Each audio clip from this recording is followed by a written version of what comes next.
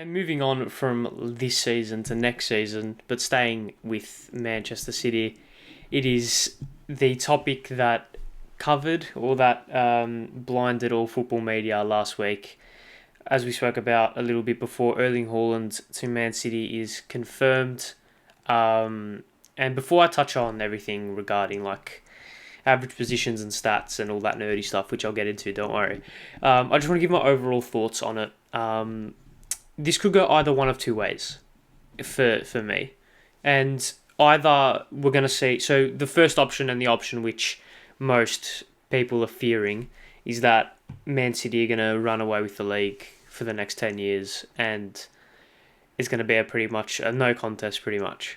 Or there's going to be this adjusting period and there's going to be this period of adapting to what Erling Haaland offers, because Erling Haaland is set. Erling Haaland cannot adapt to Manchester City because he's a set, like what he's good at, that it's set in stone. He's a prolific, powerful attacking, like a powerful striker, right? He's not going to turn into someone that can be a false nine and drop in the hole and start dictating tempo from the attacking third. He's not going to be that because he's never been that. What he is like I said, a ready-made, prolific goal scorer that uses his physical prowess to bully defences. And Pep's going to have to adapt to getting the best out of him because he's not going to fit into their system straight away. He's not going to fit into their system as it is or as it stands. So there's going to be that period of adjusting. And I want to bring up... Now let's get into the nerdy stuff. And I want to bring up... As I scoot to this side, and apologies for audio listeners, just go on YouTube and watch it, and then you'll figure out what I'm speaking about. But this is Haaland's heat map this season. So, obviously, credit to SofaScores for this. But you can see there, it's a lot in the penalty area. So, you have this massive red spot around the penalty, this massive like red mark around the penalty spot. Which has that emphasis of he's playing on the last line. He doesn't like to drop deep as often as perhaps other number 9s in various systems. He likes to play facing to goal. So he likes to run towards the goal and use his power, use his physical prowess to get in front of the defender and score goals and create chances that way. And you see there that red also transcends just outside the box to almost like the zone 14. Now, if you don't know what the zone 14 is pretty much that quadrant, not quadrant, but that bit just outside the D, right? Just outside the penalty area. So what that shows for me as well, and then you can see it a little bit on the right-hand side of it as well, is that he is occupying these spaces to then charge into the box and to then use his, like I said, his power to get into the box, beat that man, and then get the score goals that way.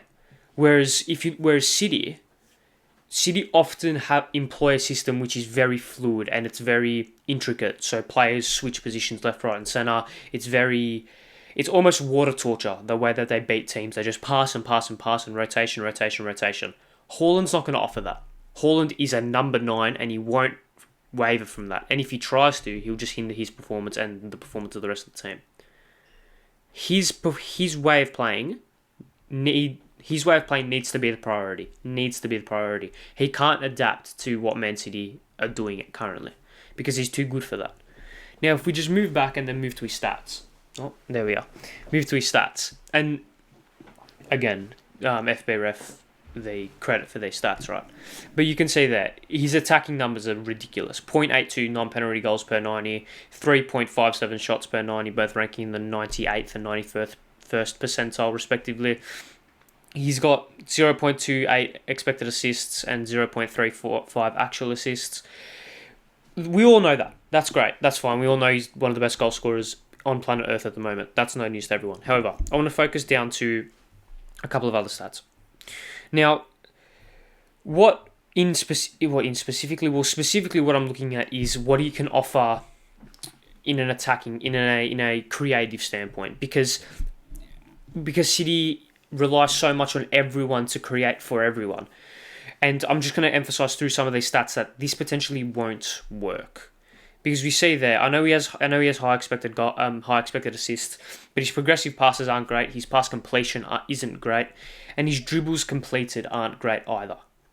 Now, what this shows is that Haaland relies on two things to score goals, which I know is again not news to anyone, but it's his off the ball movement, because you can see he's got 7.45 touches in the attacking penalty area, which shows that he can get to places where defenders can't, and he can use his football IQ to get ahead of defenders and be that meter ahead, right? So he uses his football IQ to get into position. He uses off the ball movement, and like we said, he's finishing, right? He's just ruthless.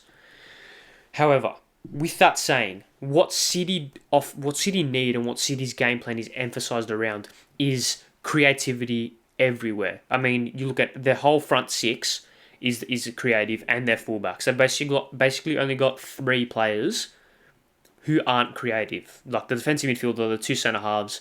I mean, even Ederson is like the first line of attack, right?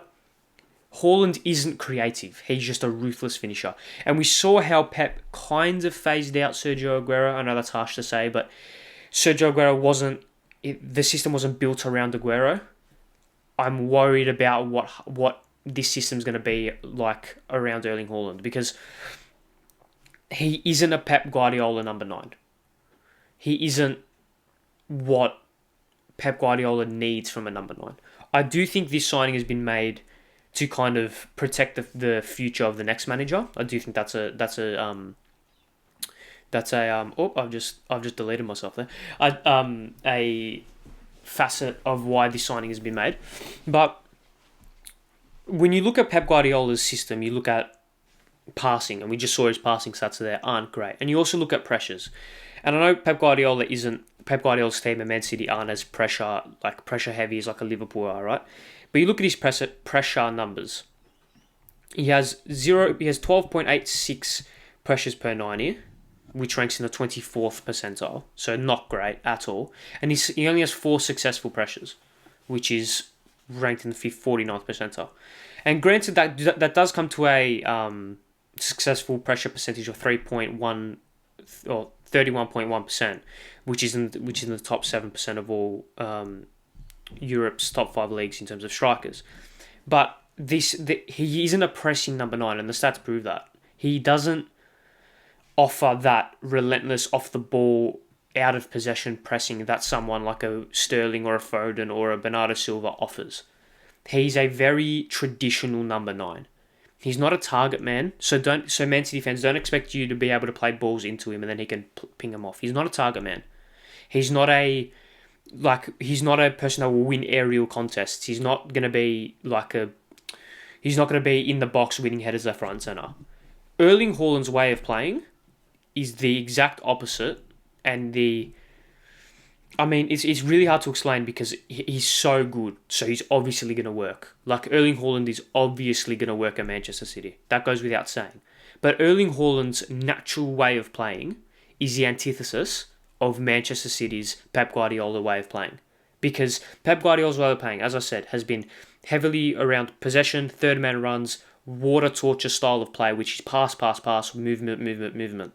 Haaland is a traditional number 9. He'll be in the box. He likes to use his power to run towards the goal. Doesn't really like playing with his back towards goal.